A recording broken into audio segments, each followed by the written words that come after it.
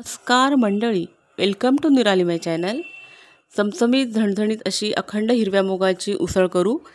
तर त्यासाठी 2 कप असे अखंड हिरवे मूग घेतलेले आहेत आणि ते स्वच्छ धुवून पाण्यामध्ये भिजत घातलेले आहेत। एक रात्रभर असे पाण्यात ते भिजत ठेवलेत आणि ते भिजलेले मूग असे दिसत आहेत आणि ते नंतर सकाळून ते मी काढून घेतले रोळीमध्ये, त्यातलं पाणी काढून घेतले आणि हे भिजलेले हिरवे मूग जे आहेत ते मी एका पिशवीत, कॉटनच्या पिशवीत काढलेले आहेत। कॉटनच्या कापड्यात बांधले तरी चालतील, पिशवीत काढलेत, त्याची गाठण बांधलेली आहे, बंद बांधून घेतला आहे आणि ते पुन्हा कोरड्या नॅपकिनमध्ये ते ठेवलेले आहेत। चांगले पॅक बांधून पातेलीत ते गाठोडं ठेवलेलं आहे, झाकून ठेवलेलं आहे आणि एका ठिकाणी ते असं उबदार जागी ठेवले। 5-6 तासानंतर किंवा दुसऱ्या दिवशीसुद्धा, तर मी 5-6 तास ठेवलं होतं, तर त्याला खूप छान मोड आलेले आहेत। पहा, रोळीत काढलेले आहेत, स्वच्छ धुवून घेतलेत परत आणि आता याला फोडणीसाठी कांदा, टमाटा, आलं, लसूण, कोथिंबीर, हिरवी मिरची घेतली आहे। गॅसवर पॅन ठेवला आहे, त्यात 3 मोठे चमचे तेल घातले, त्यात तेल तापलेलं आहे, त्यात 1 मोठा चमचा मोहरी घातली आहे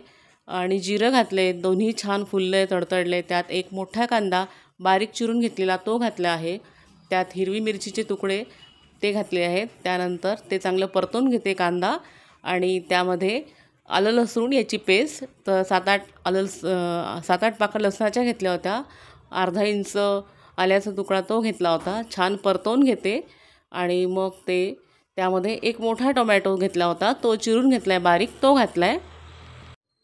तेलात हे सर्व छान परतवून घेते आणि कोथिंबीर घातलेली आहे आणि 2 चमचे तिखट, 1 चमचा हळद, छोटा चमचा आणि हिंग, थोडा गरम मसाला, असं सर्व एका पाण्यात काढून घेतले।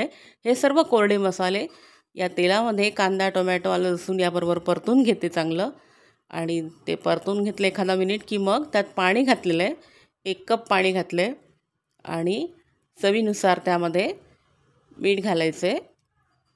तर हे मीठ घातले चवीनुसार आणि हे हलवून घेतलं परत आणि हे भिजवून आणि त्याला मोड आणलेले हिरवे मूग, तर ते घातलेले आहेत अखंड। पुन्हा हे सर्व परतवून घेते, हलवून घेते आणि त्याला पुन्हा थोडंसं पाणी मी त्यात ॲड करणार आहे, अर्धा कप पाणी त्यात घातलेलं आहे पहा आणि पाणी घालून झाकण ठेवून कुकरचं 2 शिट्या छान काढून घेतल्या आहेत। तर गार झाल्यानंतर पहा डिशमध्ये ही मी सर्व करूनच घेतलेली आहे।